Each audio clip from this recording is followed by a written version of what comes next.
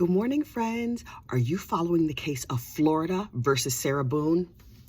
Honey, we need to talk about Sarah Boone. I think I mentioned her on here before. Okay, this is the drunk lady who locked her boyfriend in a suitcase and then forgot about him and he suffocated and died. Positional asphyxiation. Look, I learned a new word. He was in a bad position and he asphyxiated, which means he suffocated. So look, first of all, let me explain. I'm wearing a cute little yellow cardigan this morning because I sleep in a tank top, right? But it's too early in the morning for me to be putting on foundation garments, so it's a little bit indecent if I let you know. I can't be out here in these streets with all my goodness and mercy hanging out. So that's why the yellow sweater so bright early in the morning.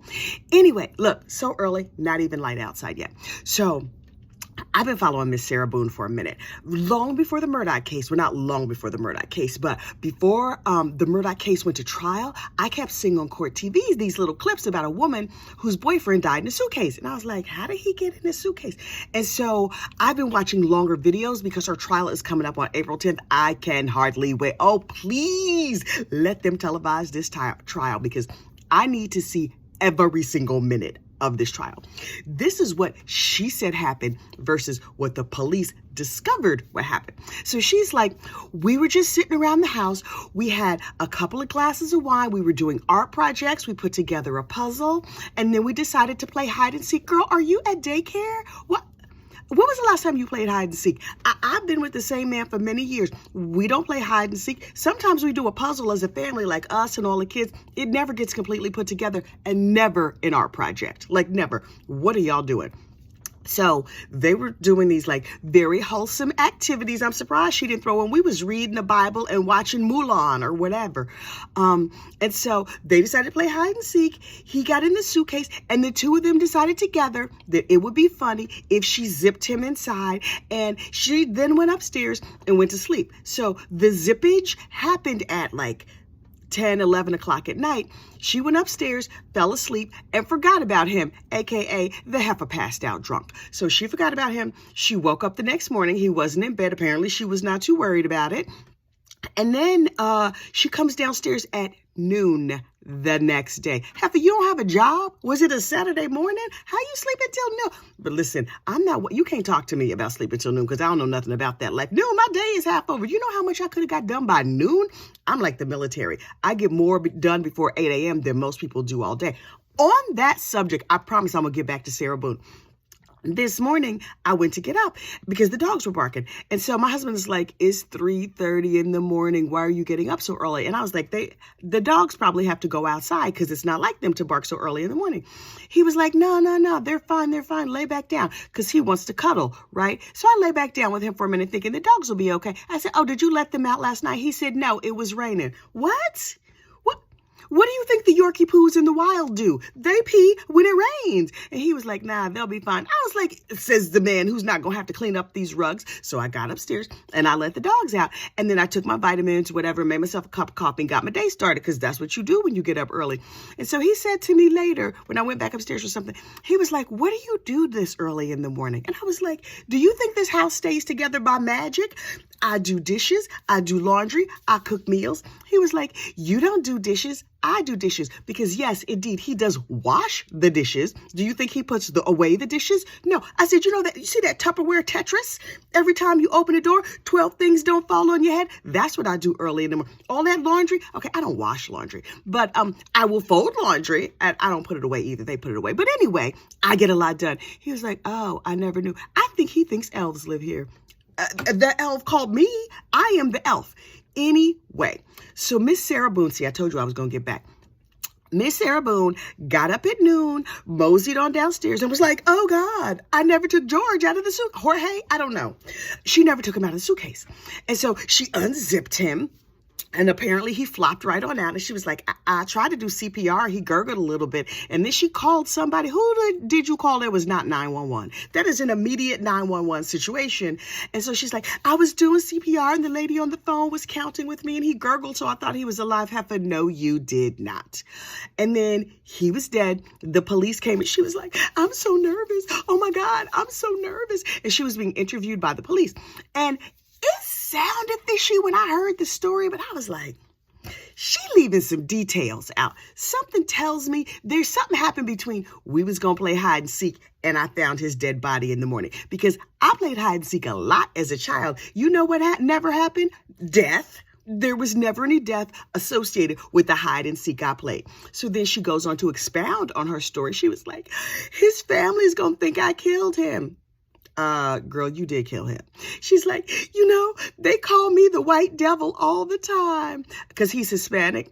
Girl, you are the white devil. And it's not about you being white. It's about you being the devil because hello, Satan. So anyway, they take her down to the police station. They start asking her some questions. They download her phone. The first question they ask you at the police station is, can we download your phone? And yes, she let them download her phone. Turns out that was a bad idea. Okay, pro tip, keep a spare burner phone. So if the police need to download your phone, then all they getting is nothing. Also, why you got a burner phone? Anyway, so the police download her phone and they examine the videos and whatnot on the phone. Apparently what actually happened the night before is the two of them got blind drunk like they always do, according to the neighbors. And I love a nosy neighbor, child. I am a nosy neighbor. Hey, neighbors, I hope none of them are watching. I know y'all watching my house like I watch yours. I used to have this neighbor who loved his wife a lot, frequently against their bedroom wall, and their windows face our windows so we could hear him loving her a lot. And at first it was charming. And after a while, I was like, y'all gonna need to either like turn on the radio, close the window, something. And then they had a bunch of babies and all that stopped. See how that goes? Anyway, so he used to love on her and beat on her and they beat on each other. There's all these domestic violence complaints between them and whatever. And so, hang on. I talked to my throat dry. So, they were like, Sarah, how much wine did you actually drink? She was like, 1 bottle. They were like, well, we found 12. Actually, I think it was only 2. We found 2 empty bottles of wine. She's like, I don't know how those would have got there. And they said, did you ever take pictures of him? Oh, I took pictures of a dog one time. The police was like, let me show you this video. They opened up a laptop computer. Miss Sarah got drunk the night before, zipped old Jorge up in the suitcase. And you can see the suitcase like bouncing up and down and moving or whatever. And he was like, Sarah, babe, let me out, babe. I can't breathe, babe. I can't breathe. And she's like, that's what I feel like when you choke me. That's what I feel like when you cheat on me. She recorded a couple of videos, I think there was 2, of him inside the suitcase struggling to get out. And then, and she's taunting him. And then apparently she went to bed and forgot. Girl, you were so drunk, you recorded your own crime and then forgot? You might need to examine your relationship with alcohol. I'm not saying you're an alcoholic because it is not my place to call anybody an alcoholic.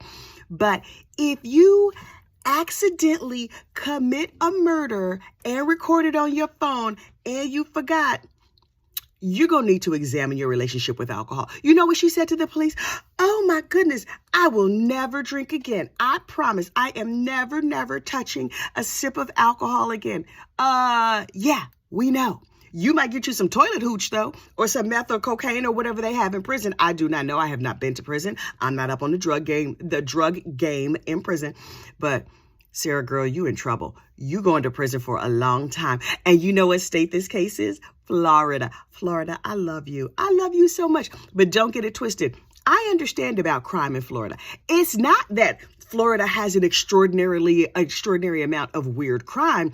It's that Florida has sunshine laws. Ooh, just like my sweater. The sunshine laws in Florida say all your bad behavior is going to be in the paper. It's going to be on TV. It's going to be on the internet. Everybody can know about your shenanigans. So if you up here in New Jersey and you act a fool, well, that is just between you and God and whoever happens to see it, unless you record it on your phone and give it to the police. But down there in Florida, oh, child, everybody going to know. So if you go to Florida, you best behave because they're going to have all your business out here in the street. All of that to say, Miss Sarah is going to trial on April 10th. And she was like, his family has been saying forever that I was going to kill him. So the writing was on the wall, apparently. I guess the writing was just on the wall. Everybody could see it but you couldn't see it and he couldn't see it. And then she was like, I've done so much for him. I loved him. I'm still fighting for him. Girl, you killed him. That's what you did for him. You killed him. So she said, can I get his engagement ring back? Because I paid for that.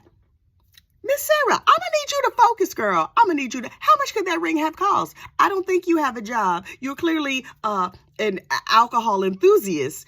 Something tells me that's a Walmart ring you got for $35. So I'm gonna need you to let that go and go and get your public defender and focus on your priorities. And she's like, who's gonna get it? And the police said his next of kin. She's like, now I'm never getting it back. What am I supposed to do now? Miss Sarah might be a teensy bit petty and a teensy bit selfish and narcissistic. They love those kind in prison. She's gonna do great. So we're gonna be keeping an eye out on Miss Sarah. I might make a whole separate Miss Sarah playlist because Miss Sarah, girl, you's a fool, but you worthy of your own playlist. All right, y'all. You have a great, safe day. Ooh, the pups didn't bark the whole time I talked. I'm so thrilled for them because they're full and their bladders are empty and they are sleepy. Kind of like me. I might go lay down this morning. Okay, y'all have a great day. Bye.